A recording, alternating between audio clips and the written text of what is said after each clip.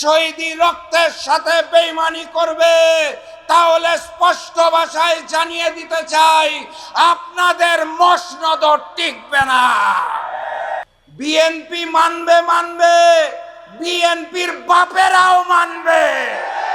পানি ঘোলা করে খাবেন নাকি শুদ্ধ করে খাবেন সেটা আপনাদের ব্যাপার। বাংলার মাটিতে গণভোটের গণরায়ের আলোকে জুলাই সনদ বাস্তবায়ন না করে 11 দল ঘরে ফিরবে না ইনশাআল্লাহ।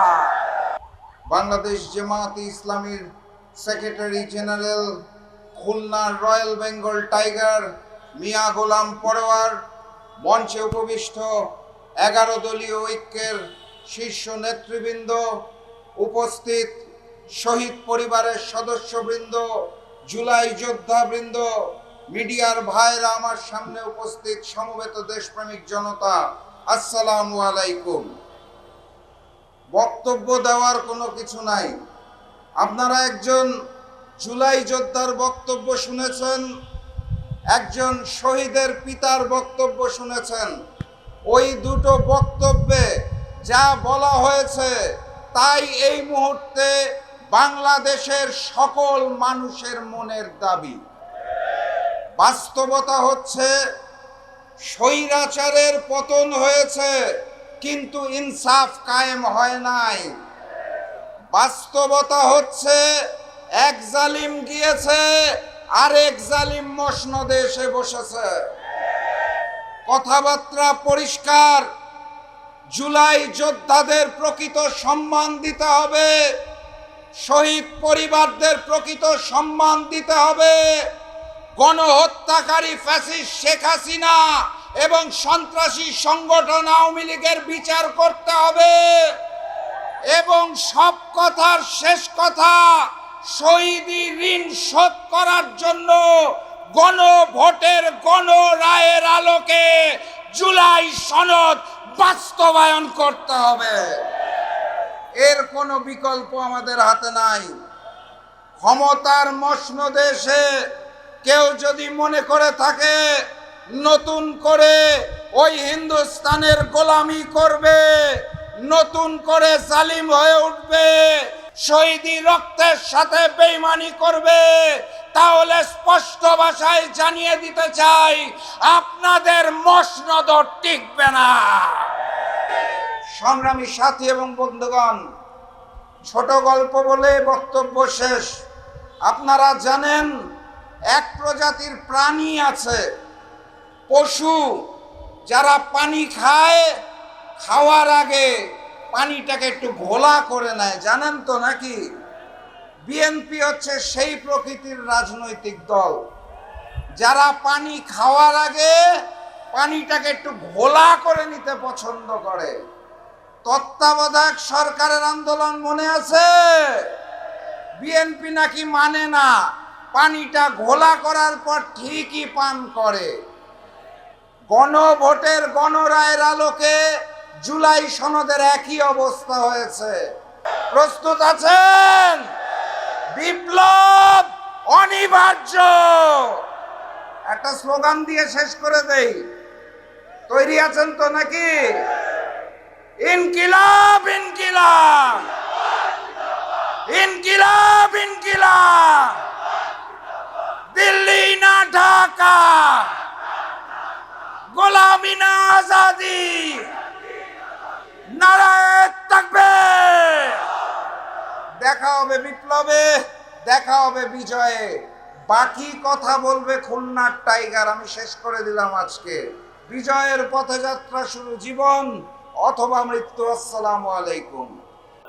জুলাই শহীদ দিবস আজকের এই সন্ধ্যায়, গত 2 বছর আগে আমরা যখন শহীদ মিনারে আন্দোলনরত ছিলাম, সেখানে আমাদের কাছে বার্তা আসে রংপুরে শহীদ হয়েছে আমাদের ভাই আবু সাঈদ, চট্টগ্রামে শহীদ হয়েছে শহীদ ওয়াসিম ফারুক সহ আমাদের সহযোদ্ধারা, ঢাকায় আমাদের সায়েন্স ল্যাবে শহীদ হয়েছে শহীদ ফারুক।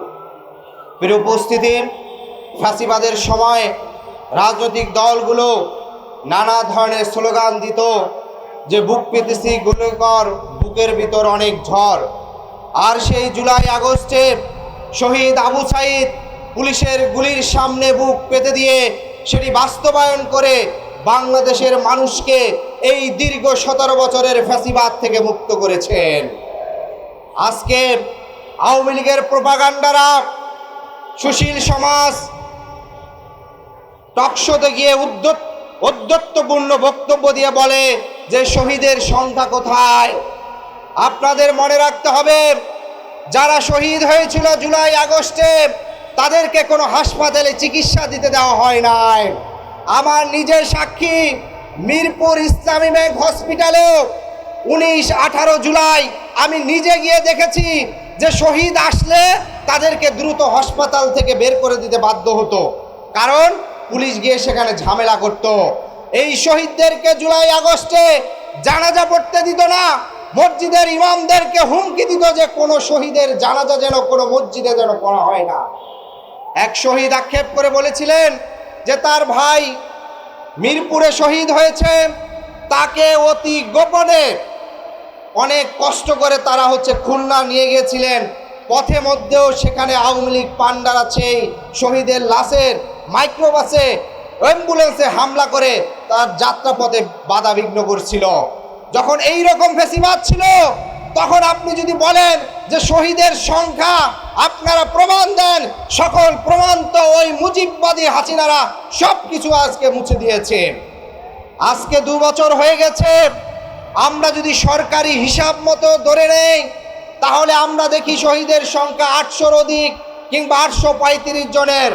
আজকে 2 বছর পরে যেসব পরিবারে শহীদ হয়েছে, যেই পরিবারগুলো পথে বসে গিয়েছে, যারা তাদের সন্তানকে হারিয়েছে কিংবা যারা তাদের পিতাকে হারিয়েছে, সেই পরিবারগুলো এখন পর্যন্ত ভালো নেই।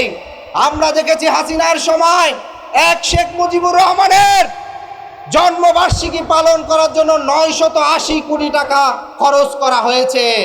আজকে ইন্টারিম গিয়েছে, কিন্তু এখনো জুলাই শহীদ পরিবারের একজন সদস্যকে মিনিমাম সাংস্কৃতিক অর্থনৈতিক স্টেবিলিটির জন্য তাদের পরিবারের একজন সদস্যকে হইলেও প্রতিষ্ঠিত করতে হবে। আমরা আহ্বান করব এই সরকার যেন সঠিক তালিকা করে প্রত্যেক শহীদ পরিবারের একজন সদস্যকে যেন চাকরি প্রদান করে তাদেরকে আর্থিক মুক্তির ব্যবস্থা করে দেয়। সংগ্রামে উপস্থিতি, আরেকটি কথা না বললেই নয় যে ফ্যাসিস্ট খুনি হাসিনা ওই ভারতে পালিয়ে থেকে তিনি নাকি রয়টার্সে বক্তব্য দিয়েছেন ডিসেম্বরে ফিরে আসবেন। আমরা মনে করি পলাতক হাসিনা বেঁচে আছেন না মরে গেছেন, তিনি কি ভারতে বন্দী আছেন না মুক্তভাবে আছেন, সেই বিষয়ে ভারতের আগে ক্লিয়ার অবস্থান জানাতে হবে। কারণ আমরা 5ই আগস্ট পরবর্তীতে তার কোনো অস্তিত্ব দেখতে পাই না, বরঞ্চ বাংলাদেশ যখন ওই সন্ত্রাসবাদী ফ্যাসিবাদী খুনিয়ে আওয়ামী লীগের রাজনীতি ব্যতীত এদেশের গণতান্ত্রিক যাত্রা অগ্রযাত্রা যখন চলে যাচ্ছে, তখন বাংলাদেশ থেকে ভারত তার স্বার্থ আদায় করার জন্য হাসিনার নামে নানা ধরনের বক্তব্য আন্তর্জাতিক মিডিয়া দিয়ে বাংলাদেশ অস্থিতিশীল করতে চাচ্ছে। আমরা স্পষ্ট বলতে চাই, সরকারকে ভারতের কাছ থেকে এই খুনি হাসিনার আশ্রয় দেওয়ার বিষয়ে সুস্পষ্ট জবাব আদায় করতে হবে।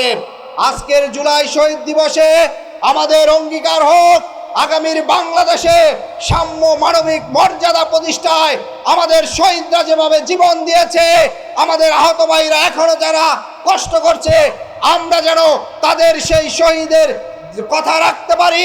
আমরা যেন আমাদের জীবন দিয়ে হলে এদেশের স্বাধীনতা, সার্বভৌমত্ব, মানুষের নাগরিকত্ব, বাংলাদেশের মানুষের অধিকার মর্যাদা যেন রক্ষা করতে পারি, সেই অঙ্গীকার করি। সবাইকে বিপ্লবী শুভেচ্ছা এবং সালাম।